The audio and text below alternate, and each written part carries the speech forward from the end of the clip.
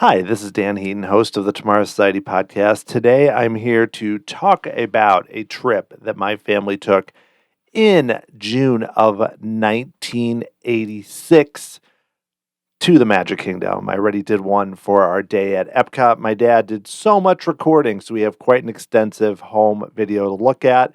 And we are starting with a shot of the Polynesian Resort as we are on the ferry boat to the Magic Kingdom. As you can see, the shore and the beach where you were still, I believe, allowed to swim. Not sure if it was from that beach, but just in general, given that we're talking 1986, 37 years ago, there is a shot of another ferry boat right there. And, really, this process is not that different than what we experience today when you go to the Transportation and Ticket Center. Obviously, everything is more built up, but you still have the monorail option there as the camera zooms in here on the monorail. And then there is the island right there. And just, we are slowly approaching the Magic Kingdom. And again, I have mixed feelings about this because I do really like the idea of you park your car and then you find another way to kind of have that transition from there to the park. But I do also find ever since, going especially with smaller kids, it is quite a challenge to get there, and it takes a lot of time when you think about in terms of tram, then ferry or monorail, then going through the gate. That's a lot to do. Well, now we are inside, and you get a quick glimpse here of some characters from the movie Robin Hood, which had come out in 1973, so it was 13 years old. And now we are looking at the railroad going there. We are standing at the top here of the railroad station looking down at Main Street USA. Kind of a cool view with people meeting the characters down below and then everything else with, not a huge crowd going into the Magic Kingdom through Main Street USA, but quite a few people going in at the time. But it's, compared to now, it's still not the same level of crowd that you might see today.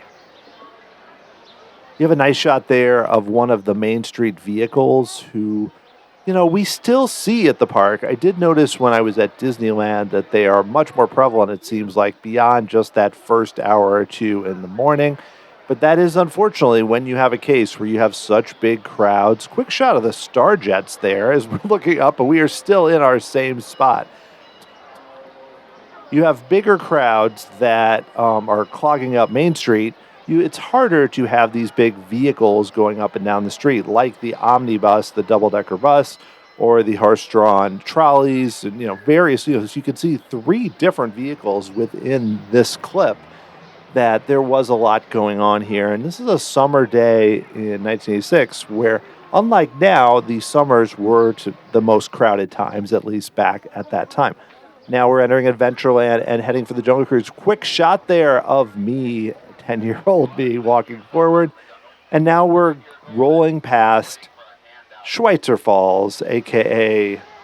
named after Dr. Albert Falls. And they didn't make nearly as big a deal, at least from my memory as a kid, to that. Now it's become such a thing where it's almost like more painful because it's such a well-known joke. And now we get the great shot of when they shoot the hippo, which now is not done, which for good reason. But I remember as a kid always not really loving that sound of the gun as the driver would shoot the hippo. And this is the Jungle Cruise well before the recent changes that have been made to upgrade some animatronics, but also to make it more culturally sensitive. And I am all about, one, continuing to refresh attractions, but two, to make them, fit within our modern times. I think that's a great change, and I like what they did with the Jungle Cruise as we go past a bunch of elephants, which are still there, still get the jokes, still have the thing where even though I know, there's part of me that's like, oh no, we're going to get sprayed by this elephant if they do the timing wrong, which does not happen. And now we are approaching the scariest part of the journey, the return to civilization. And, Jungle Cruise is a classic attraction. It's one of those that was an opening day attraction, still there, still going strong. Quality of the skipper makes a big difference in how good it is, but it's overall pretty solid. Another quick shot of us as we walk towards the Pirates of the Caribbean. Not an opening day attraction. The story, of course, being that Disney thought that people in Florida would be less interested. Guests quickly were not happy that there was no pirates, so they put this in. Not as extensive or good as the version in California, but still very solid and quite a popular attraction. This is the version I've ridden the most, and we see as we go past all the fire and go under the animatronic that my dad always appreciated so much, which is the barefoot pirate, and always drew a big laugh. I remember going as a kid. But something very interesting about this at the time is that this was well before Johnny Depp, as we now go past the famous scene with the dog holding the key, with the three pirates trying to get the key from them. We see that. But for the finale of the attraction, it's still interesting to see it with the tied up family and the guys shooting. It's still very quick, but you think of it now with Johnny Depp sitting in there singing. I think it works out pretty well, but it brings a very different tone to the attraction overall. Now we are in the Tiki room, which at the time was known as the Tropical Serenade. Not something, I think we always called it the Tiki room growing up. I don't remember anyone actually saying, let's go to the Tropical Serenade. It always was commonly known as the Tiki room. And this is interesting too, because it was opened as an opening day attraction in 1971, but was replaced by under new management, as I'm sure many of you are well aware. I thought that version was very kind of a head scratcher, but I liked that they tried something different, but also appreciated when after the interesting fire that then took out the Iago animatronic and they decided to go back to the original version. I suspect that they already maybe were considering doing that at the time, but it became the current version, which has been there since 2011. I'm glad we get to see basically this version, slightly shorter and condensed, not exactly the same. This scene is not my favorite. The let's all sing like the birdies sing. It's one of those parts where, it's cute, but I really like the way the show starts, and then the Tiki Gods portion at the end. This is always the portion where I kind of sit back and I'm like, all right, this is part of the Tiki room. Yeah, it's cool, but let's continue to move forward in progress in our day, because it's not something that totally excites me that much about this show overall.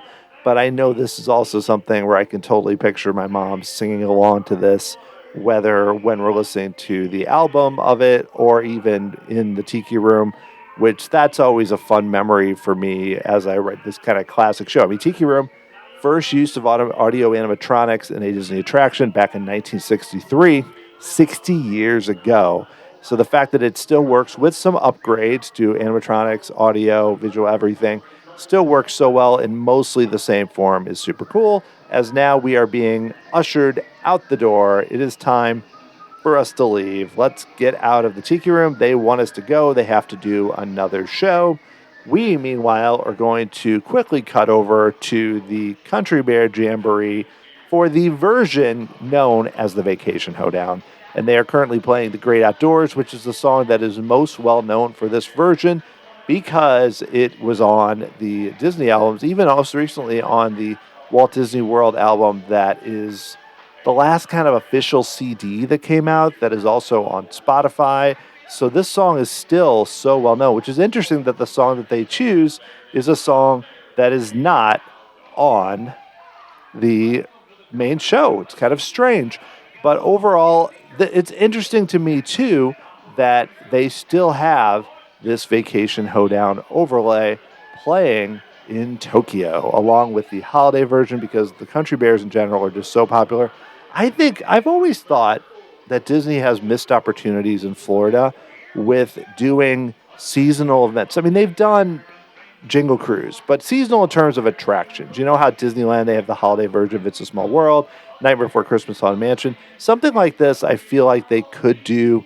It would not be that hard to do a vacation version and a Christmas version in Florida.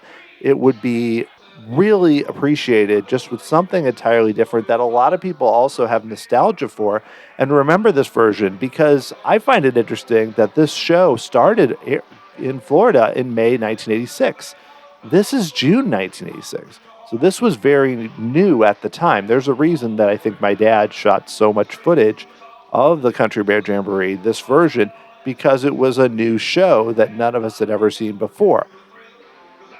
Of course, this was basically the show that we saw for many years, especially during some of my trips, a lot of trips that I took in that late 80s, early 90s period when I was, before college, but going with my parents on vacations and ones that I remember more.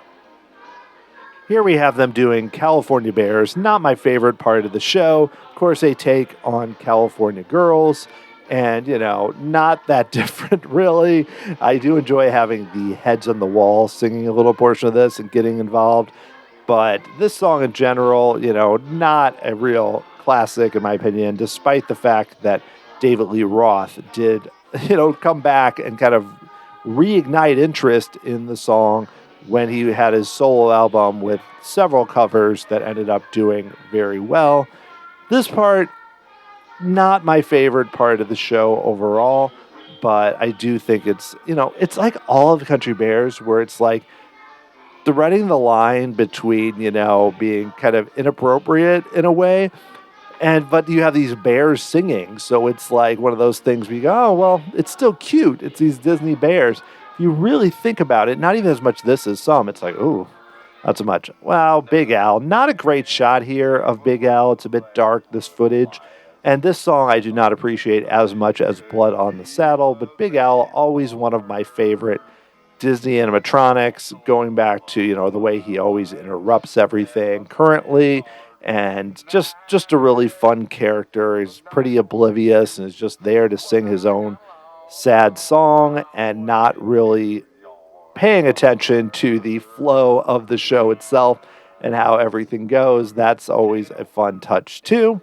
But now we have reached the big finish of the show, with everyone clapping and all that, with the song of Thank God I'm a Country Bear, takeoff, of course, of Thank God I'm a Country Boy by John Denver. It's always fun to have all the different characters. They do this in the current version, the original show, all come together at the end and sing along. People can clap and stomp, and everybody really gets into it in a fun way, which leads to just a very cool experience of seeing a show that I think holds up pretty well. I mean, again, like I said, you could really dig into some of the content of it, and I don't know. But it's still fun, and I really appreciate with this and the Tiki Room and Carousel of Progress the ability to sit down in air conditioning, have a longer experience that generally you do not have to wait longer than the next show. I think that's very important to a well-designed theme park, and we really noticed it even at Disneyland, where they have the Tiki Room, but they don't have a Country Bears, it's Winnie the Pooh. They don't have Carousel of Progress or anything, America Sings, anything like that. They just have the launch bay, which is closed. They don't have as many of these kind of sit-down experiences, which I think are very helpful and make Walt Disney World's Magic Kingdom work very well.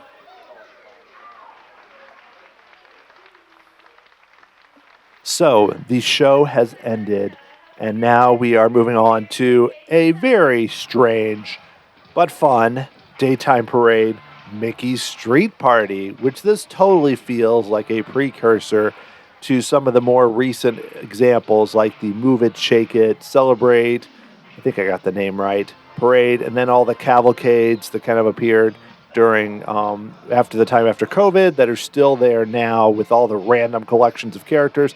I mean, even you look here and you've got like Brer Fox over there and Tweedledee and Tweedledum and just a lot of odd characters all put together, all kind of performing.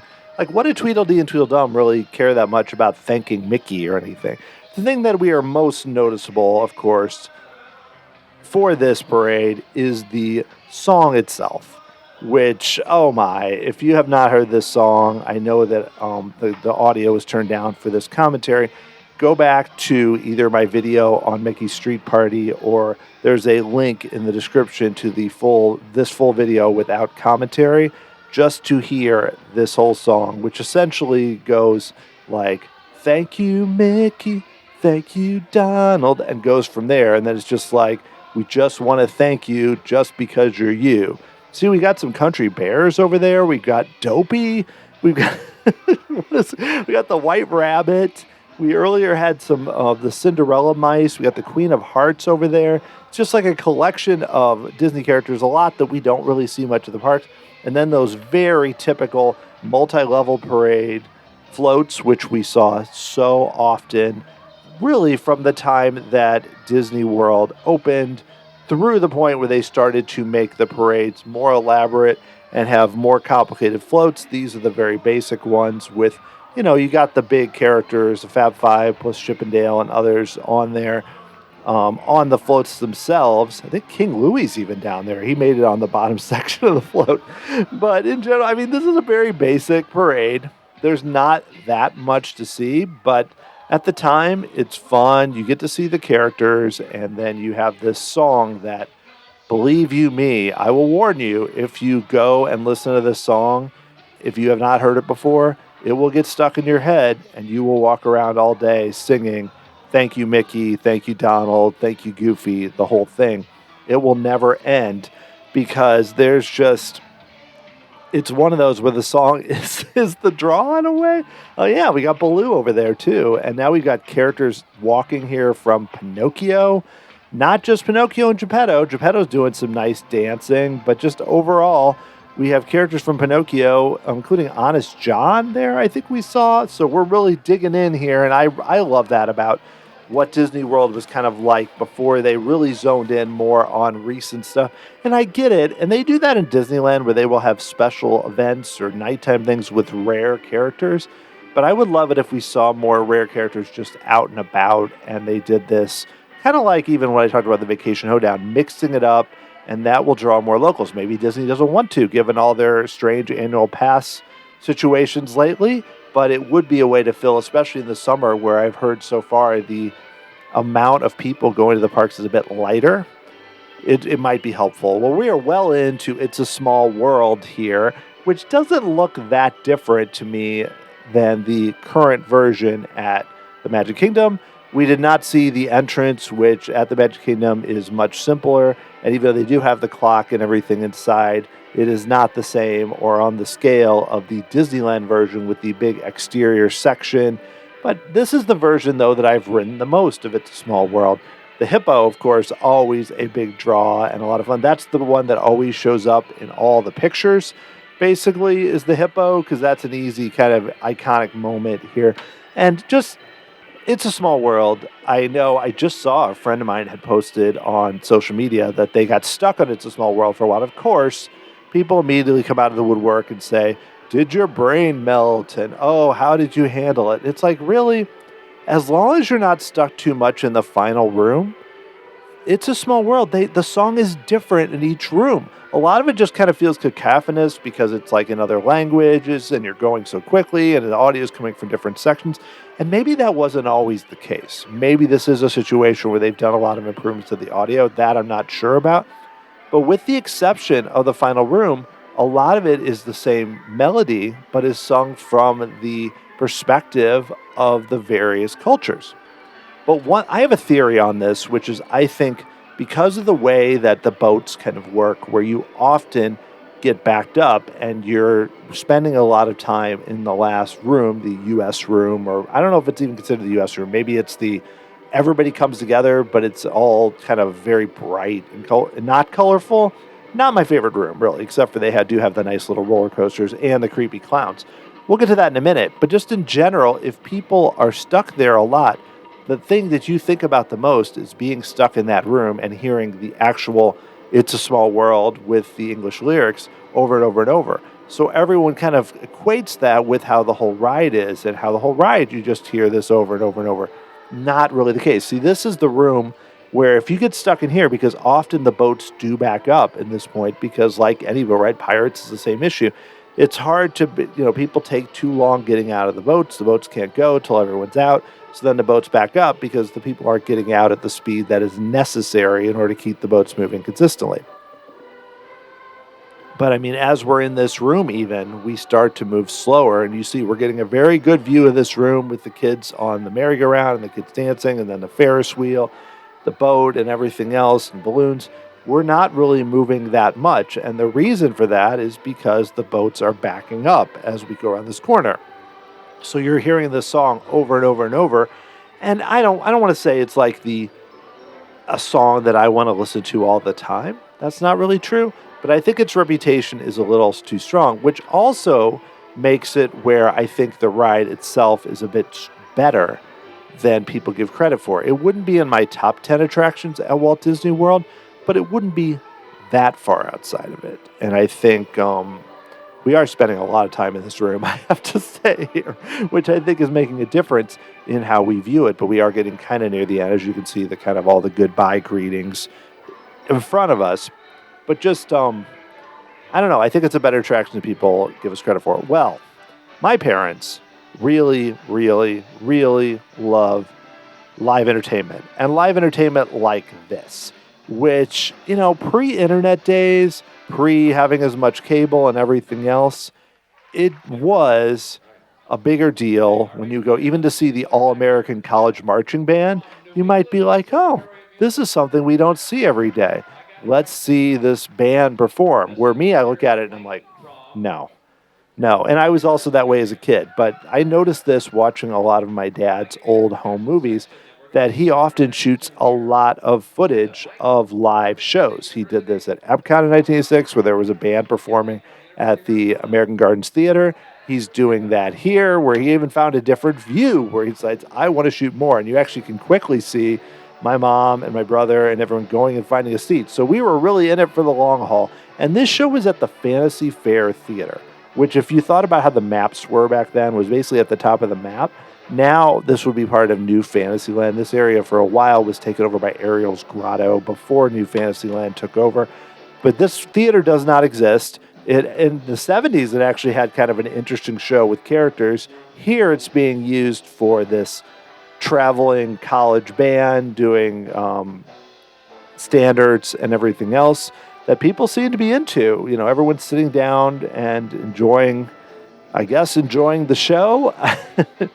It is not my favorite type of entertainment, but I do appreciate, though, when Disney can offer more live entertainment for two reasons. One, it helps with the capacity of the park, because if more people are enjoying the live entertainment, they're not getting in lines for rides, they're not getting in lines for food, merchandise, everything else. More things to do. Also, it does lead to a situation where you have a wider variety of guests, because you may have people that are either older or aren't interested in thrill rides or anything else, who might want to go and experience the ambiance and enjoy the entertainment, but don't love rides as much. To me, I've always been a rides person. So while I enjoy certain shows and enjoy walking around, the rides are the thing for me. Speaking of rides, we have now reached Carousel of Progress, which is technically a ride, of course, because you are circling after each scene.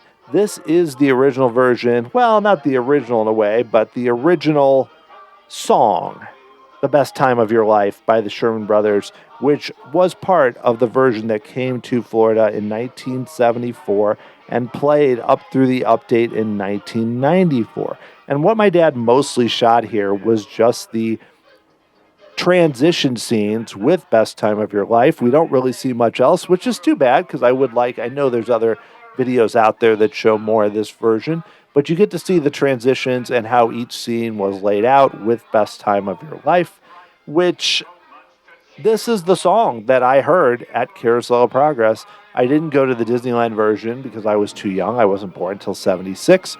So this is the only version I saw. Even when we went to Disneyland, America Sings was there because it was in the mid-1980s. Around this time, it was 85. So this is the song I heard until the update in 1994, which is still there today. There have been very few changes except for, putting in some flat screens and everything. The version from 1994 is still playing. This had a different narrator, different script, similar still, as you can see. I wouldn't think this is that different. And when we kind of now are approaching the final scene, they're still celebrating Christmas. The characters are all sitting in a similar spot, though the daughter is there playing guitar. And you don't have the screen with the getting set. You have the big TV there, but the grandma is not going to be playing virtual reality with the son, who seems to look very different.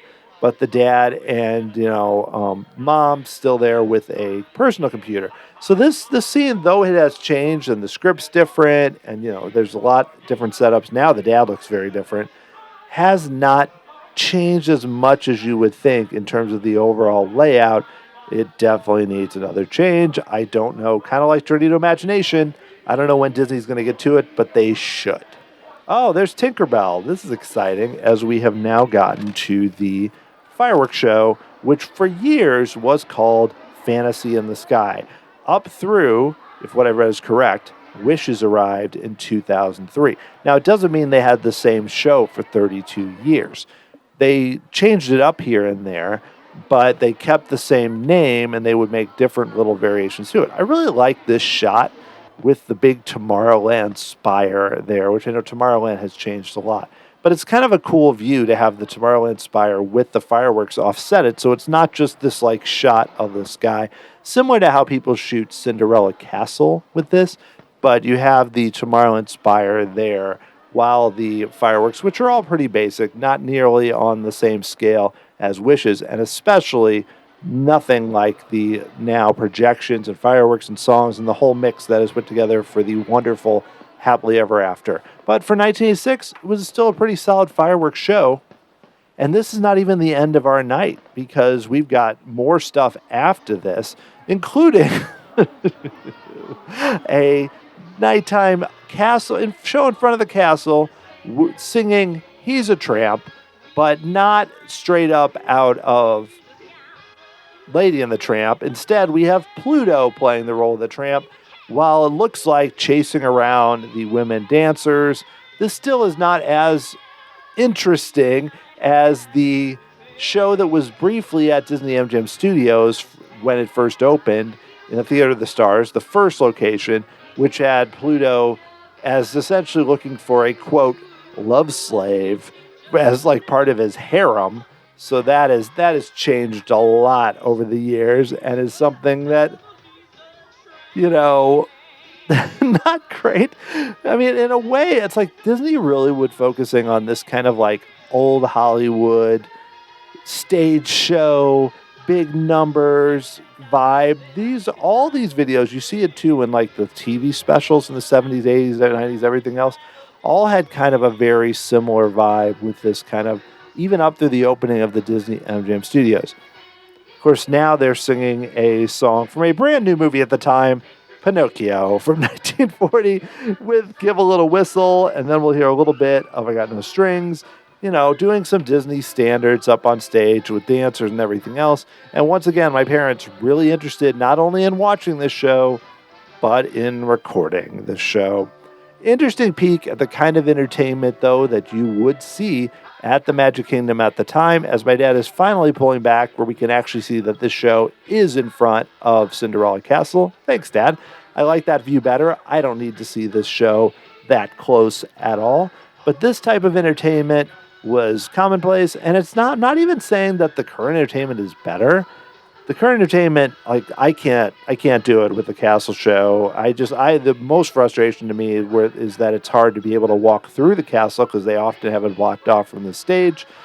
But again, like I told you, I'm more of a rides guy than a shows guy. Here we've got Winnie the Pooh doing the theme from Winnie the Pooh. That movie came out in 1977 and was still very well known and popular. So unlike Pinocchio, it was 9 years old, but you have kind of the old school Winnie the Pooh character with the honey pot and just his setup while they're singing his song there for the live show.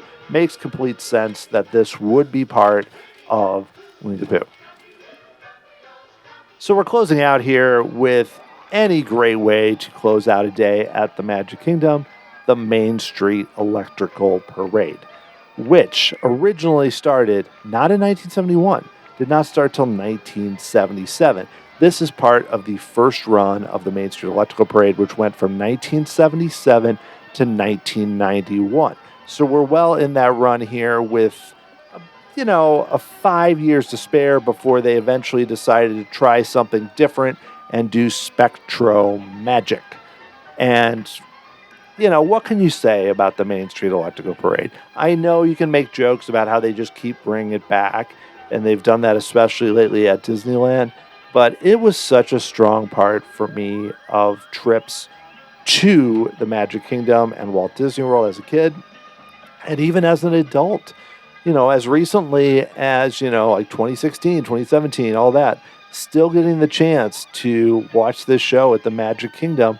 Really strong memories for me when my daughters were younger that I got to appreciate it in a whole new way. I talked to Don Dorsey, who was one of the key figures behind this parade and nighttime shows in general and some of the big updates on the podcast. That I think that was a really fun episode, so I would highly suggest you check that out.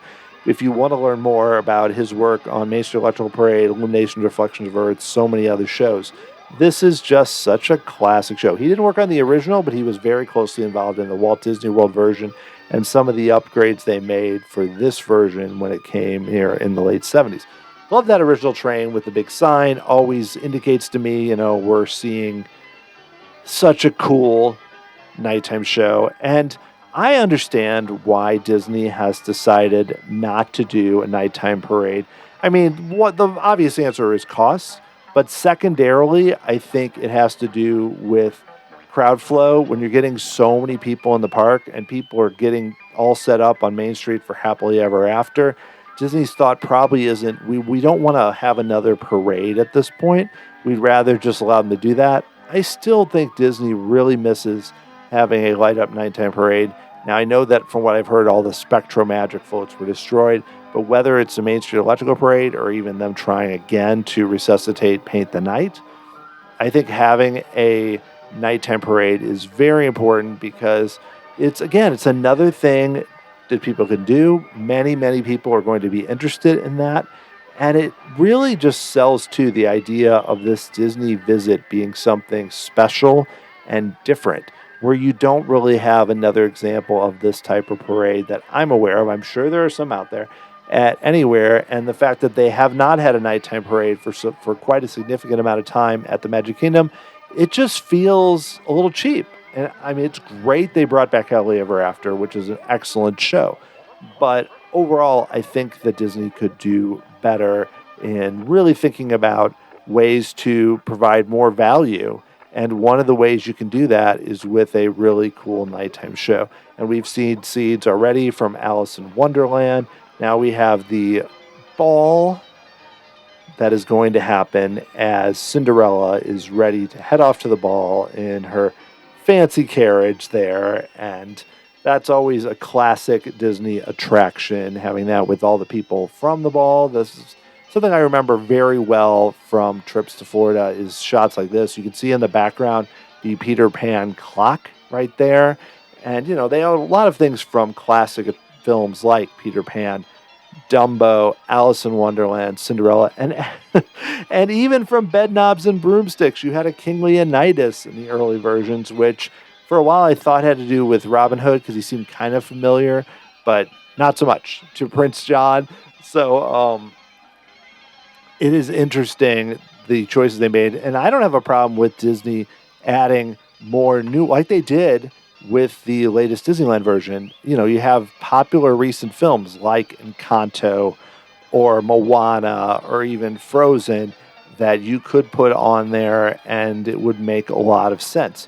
Well, we have some Dumbo floats here. Speaking of something that fits very well with kind of the circus idea, you can see Dumbo more in the back, but just very cool, very, very nice. I love this parade. Well, as we start to wind down here, as the parade floats by, in a minute we are going to see Pete's Dragon, which is not a movie that people see that much now, even though there was a pretty good, I think the best of the live-action versions. But I will say that I have good memories. I was only 10, but this is one of the first trips I have memories of actually experiencing, which is super cool that my dad shot so much from movies. I hope you've enjoyed this commentary and that if you'd like to learn more, check out the Tomorrow Society podcast where I do trip reports, interviews with Disney Imagineers, lots of other talks with experts on theme parks. And you can find all that on Apple Podcasts, Spotify, wherever you find your podcasts. Subscribe to this channel for more videos, both from the past and the present at Disneyland, Walt Disney World, and more. Find everything at tomorrowsociety.com. Hope you're all doing awesome out there. Thanks for watching this extended home movie and my commentary, and I'll talk to you again soon.